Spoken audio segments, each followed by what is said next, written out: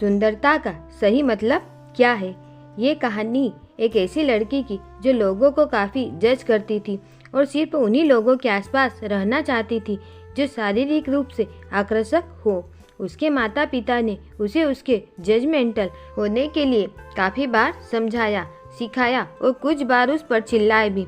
फिर भी वह बच्चों, जवान और यहाँ तक कि वयस्कों को भी जज करती। एक बार नौकरी कर रहे उसके माता पिता का ट्रांसफ़र दूसरे शहर में हो गया। उन्होंने घर ढूंढना शुरू कर दिया। कुछ घर देखने के बाद माँ के मन में एक अद्भुत विचार आया। उन्होंने 2 घरों को फाइनलाइज किया और आखिरी निर्णय लेने के लिए अपनी बेटी को कहा। वे उसे एक के बाद एक दोनों घरों को देखने के लिए लेकर गए। एक घर को खूबसूरती से सजाया गया था और वह बाहर से आकर्षक और सुंदर दिखता था। दूसरा उतना अच्छा नहीं था और साधारण सफ़ेद पेंट और लकड़ी के गेट की संरचना के साथ साधारण दिखता था। हालांकि जब लड़की को बाहर से सुंदर सीख रहे हैं घर के अंदर ले जाया गया तो माहौल बिल्कुल अलग था।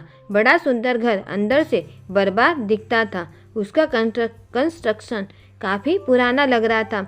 बदबूदार और अंधेरे कमरे, दीवारें क्षतिग्रस्त थी, छत टपक रही थी, शौचालय दागदार और गंदे थे और फर्श इधर उधर से टूटा हुआ था और प्राकृतिक प्रकाश का लगभग कोई स्रोत नहीं था।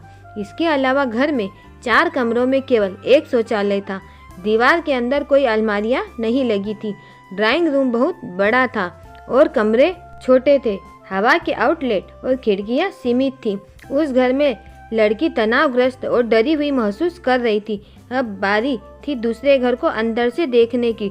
जब उसे साधारण पुराने दिखने वाले घर के अंदर ले जाया गया तो उसने देखा कि उस घर को बड़े साफ सफाई से रखा गया था और अच्छी तरह से मेंटेन रखा गया था।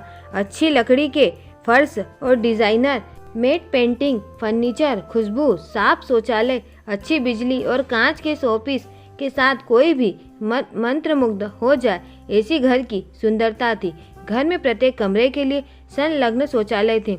कमरे अनुपातिक आकार के थे और कई खिड़कियां होने के कारण क्लास्ट्रोफोबिक महसूस नहीं होता था। माँ ने पूछा, तो बेटा कौन सा घर अच्छा है, आप कौन सा चुनोगी? लड़की ने बिना एक सेकंड भी सोचे बाहर साधारण सा दिखने वाला घर चुन लिया। माँ ने कहा, यह तो हमने पहले ही चुन लिया था, लेकिन मैं तुम्हें उसी बात को समझाना चाहती थी जो हम तुम्हें बार बार बताने को कोशिश करते रहे हैं। इसलिए हम तुम्हें इन दोनों घरों में ले गए। बाहर से आप या कोई भी उस दूसरे घर की प्रशंसा करेगा और इसे आसानी से अनदेखा कर देगा।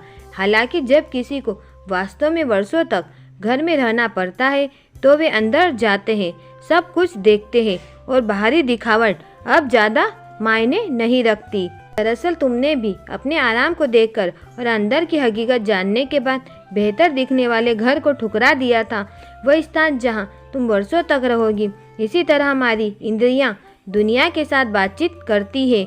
हम अच्छी दिखाने वाली चीज़ जो और लोगों से मंत्रमुग्ध महसूस करते हैं वे हमारी इंद्रियों को आकर्षित करते हैं। हालांकि इंद्रियों की उत्तेजना हमारा जीवन नहीं है।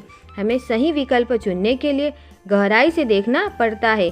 यदि हम सुंदरता के पीछे पड़ रहे हैं और दिखावे के आधार पर किसी का मूल्यांकन कर रहे हैं तो यह स्पष्ट रूप से हमारा गलत निर्णय है जो लंबे समय में हमारे लिए नुकसान का कारण बन सकता है। लोगों को आंकने से पहले उनकी गहराई को समझें, नहीं तो लंबे समय में आपको निराशा या पछतावा ही मिलेगा।